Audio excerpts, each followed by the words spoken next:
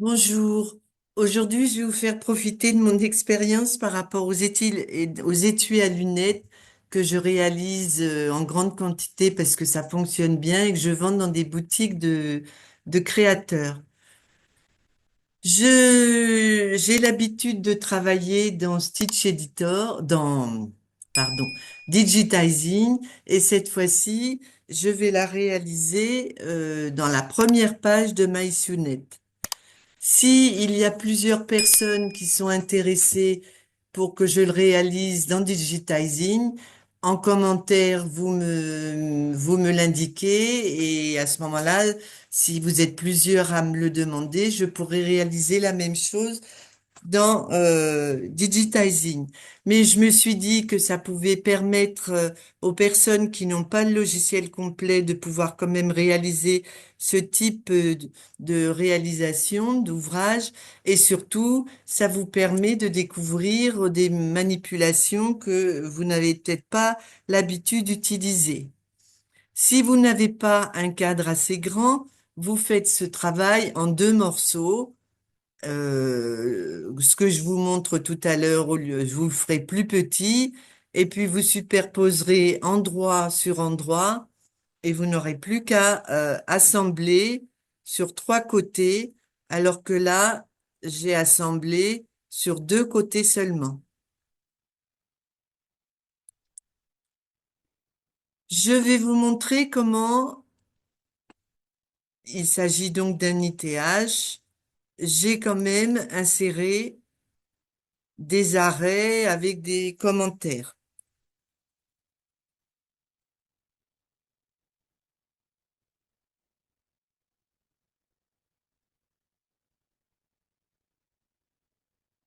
Ça, c'est le logiciel qui l'a généré puisque j'ai demandé un appliqué. Bref, je suis allée un peu vite, ça n'a pas tellement d'intérêt. Je vais ouvrir une nouvelle fenêtre.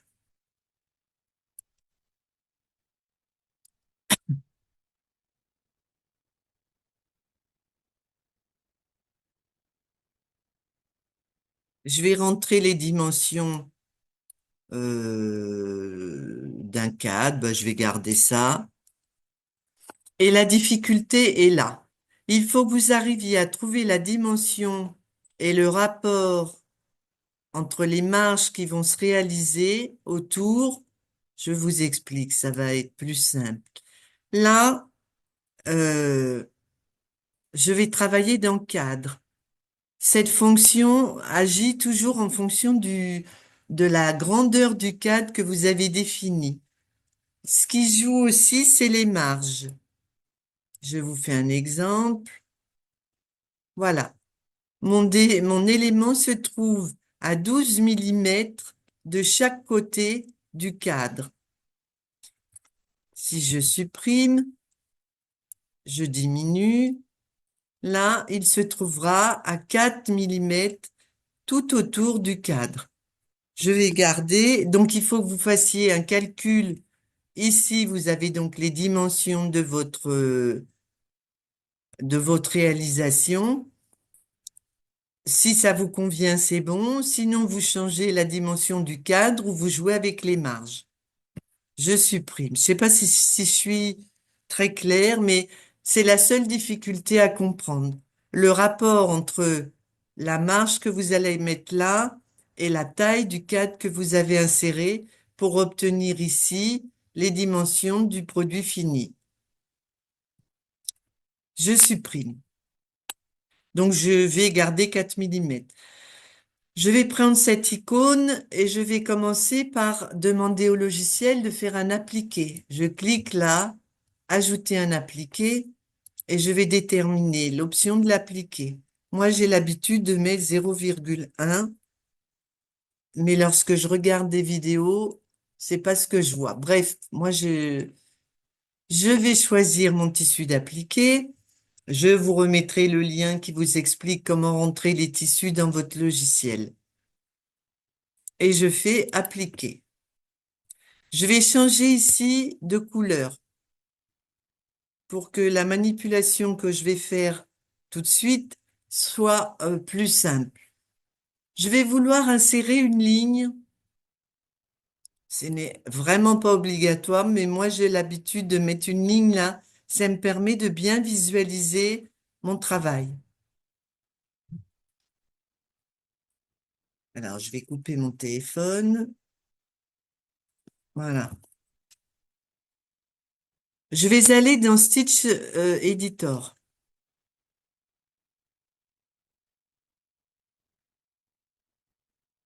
Je vais aller sur,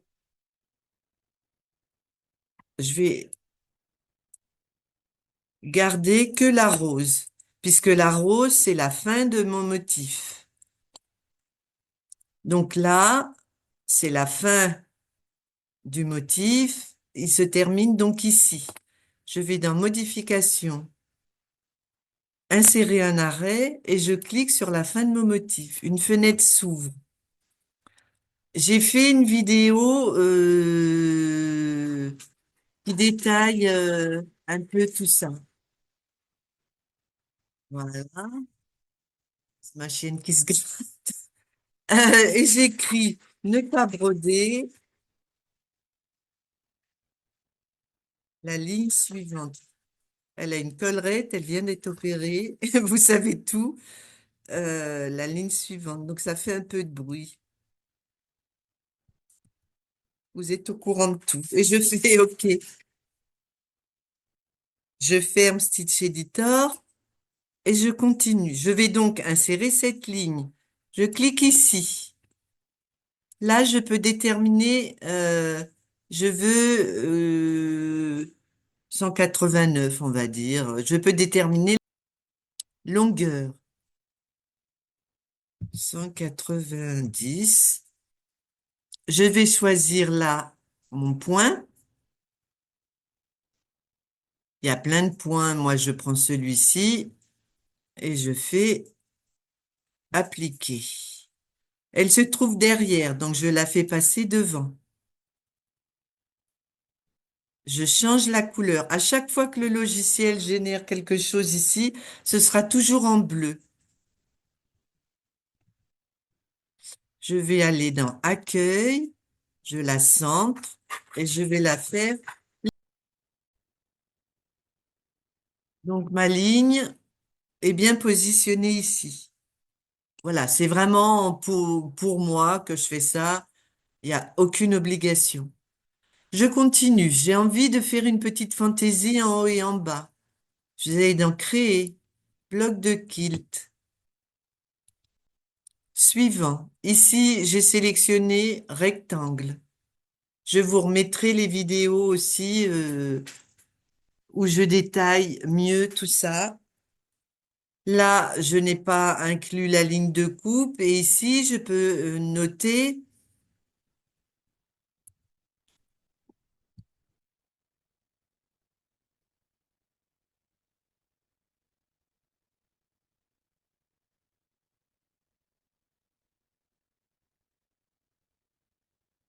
voilà, par exemple.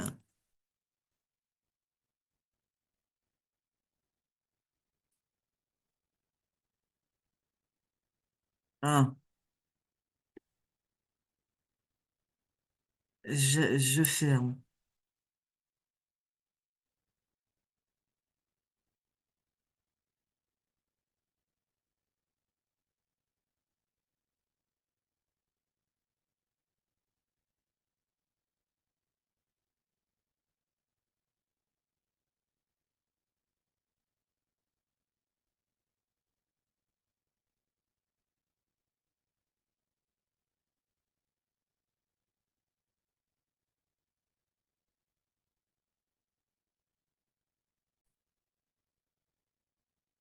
Donc, je vais aller, comme je le disais, dans bloc quilt. Je choisis celle-ci.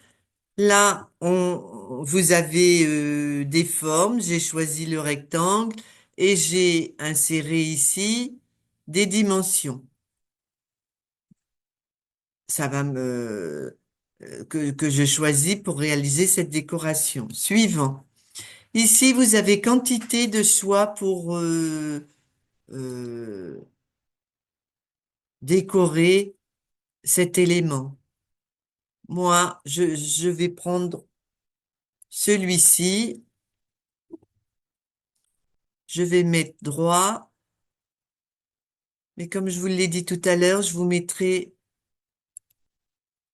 les vidéos où je détaille vraiment ça. Si ça vous convient, vous faites terminer, sinon vous retournez sur option.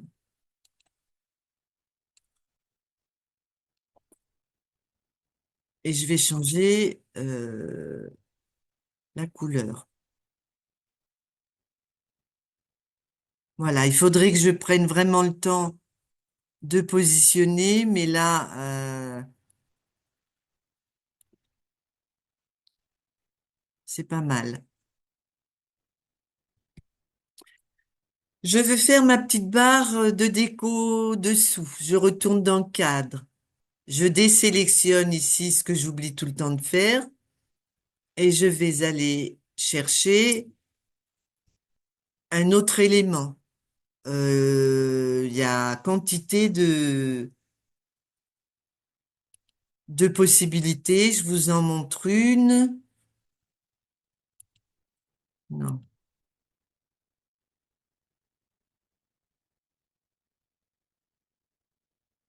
Là, je ne décoche pas, donc ça va modifier la taille de façon proportionnelle. Je sais pas si j'ai demandé si. OK.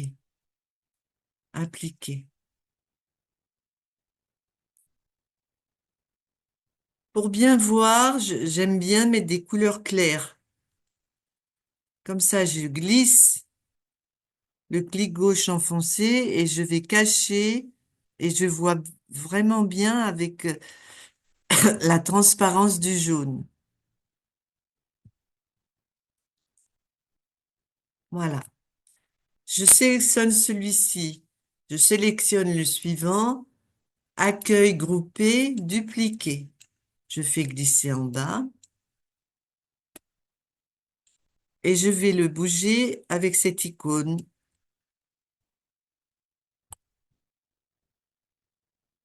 et je la positionne.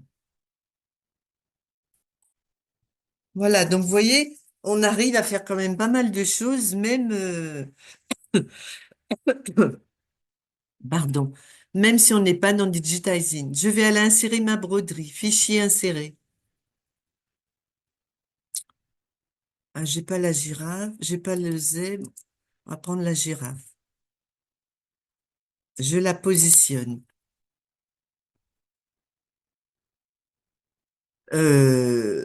À la fin de cette réalisation, je veux que insérer un arrêt qui me dit de placer là, je place mon molleton, vous définissez la taille. Moi, j'aime bien le mettre sous l'élément déco. Ça permet que la pression tienne bien selon ce que vous utilisez comme tissu. Et je décale un peu sur les côtés. Donc, je vais dans Stitch Editor.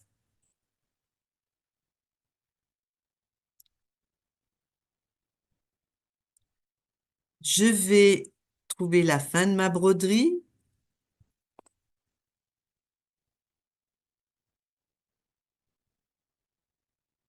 C'est vraiment très facile à faire. Évidemment, si c'est la première fois que vous regardez, ça va vous paraître un peu compliqué, mais c'est toujours pareil. Une fois qu'on a compris, c'est facile. Et je vais aller ici, continuer à chercher la fin de mon élément.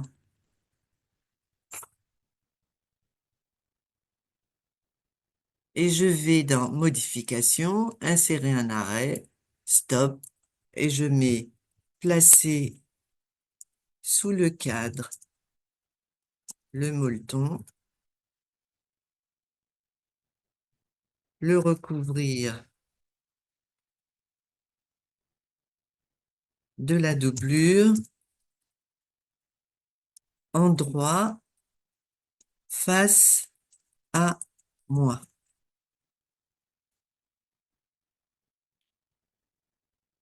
On va vérifier.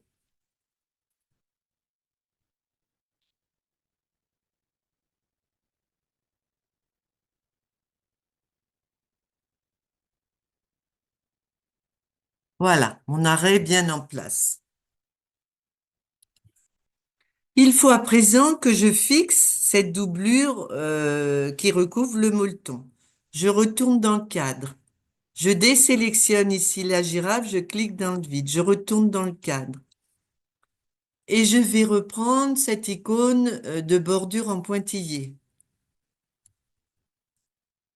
Je désélectionne ajouter un appliqué et je fais appliquer. Pour que vous ayez une meilleure visibilité, je vais mettre deux couleurs différentes et je recommence la même chose. Pourquoi je fais deux fois? Il n'y a pas ici de point double. Et moi, je fixe mon tissu avec un point double avant de le découper. Donc, je fais deux lignes. Et j'ai oublié de décocher. Donc, je décoche et j'en fais une deuxième. Je vais aller sur le deuxième élément et je vais insérer un arrêt qui m'indique de couper le tissu. Donc, comme tout à l'heure, je me mets à la fin de la broderie, modification, insérer un arrêt. Et là, j'ai pas besoin d'écrire. Je prends un texte rapide. OK. J'avais mis ici du 2502. Je peux mettre le même.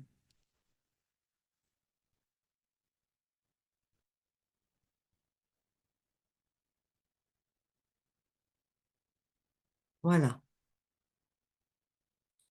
Je remets toujours un point par-dessus une fois que j'ai découpé. Donc, je désélectionne et je recommence.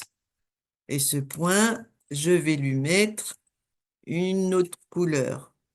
D'ailleurs, non. Si, puisque je découpe. Voilà. À présent, il faut que je fasse mon contour en ligne de satin.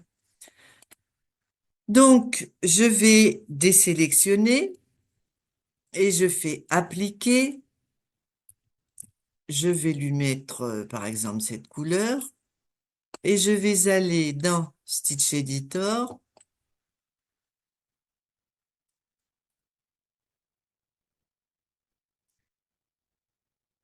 Je clique sur Objet. Je clique sur ma ligne. Convertir. Point simple ou ligne de satin. Personnellement, je mets toujours deux couches selon le tissu que vous utilisez, puis c'est plus gonflé. Enfin voilà, je mets toujours deux couches. Je fais OK. J'ai donc une première ligne de satin. Tous les cadres que j'ai créés débutent du bas. Je vous montre.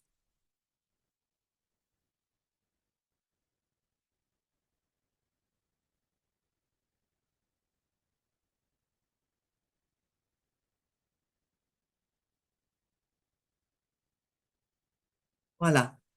Donc moi, je fais une action qui n'est absolument pas obligatoire, mais je vais faire pivoter avec cette icône. Voilà. Comme ça, cette fois-ci, je vous montre, elle débutera du haut, en partant du haut. Ça évite une superposition euh, des départs. Mais bon, comme je le dis, c'est vraiment pour dire quoi. Vous voyez, là, ça a commencé en haut. Donc, rien d'obligatoire. Je désélectionne et je recommence. Je vais dans Stitch Editor,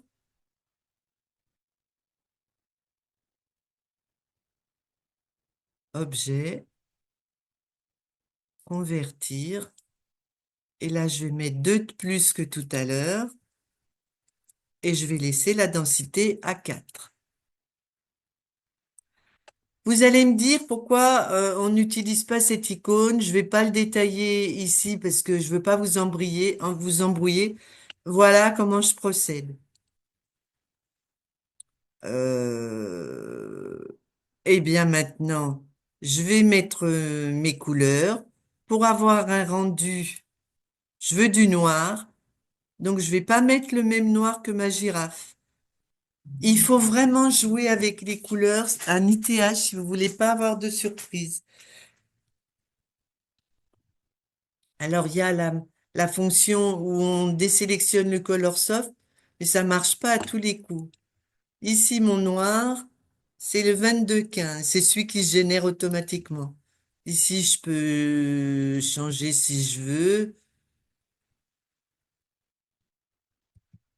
Voilà.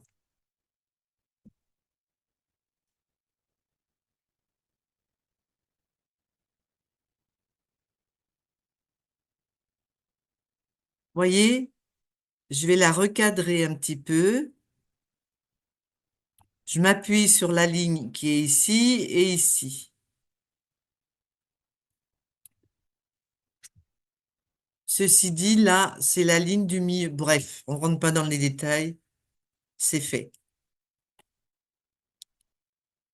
Ici, je vais mettre le même noir que pour la girafe, ainsi qu'ici.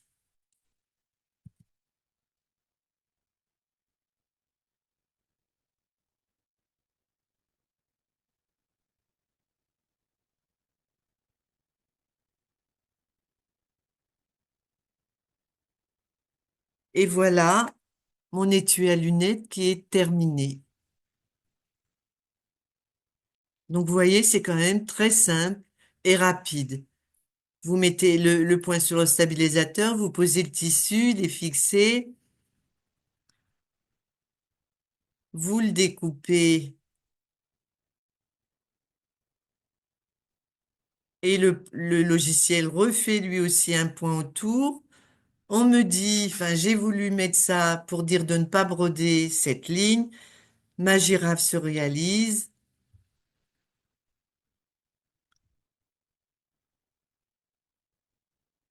ma déco, et comme j'ai mis le même noir, ça regroupe les couleurs. Hop, placez le molleton, placez la doublure, découpez autour de la doublure la première ligne de satin et la deuxième. Il n'y a plus qu'à coudre. Voilà. Donc, n'hésitez pas à me mettre un petit j'aime, à mettre un commentaire éventuellement si vous le voulez dans Digitizing et à vous lancer. Vous verrez, c'est vraiment très, très facile. Au revoir.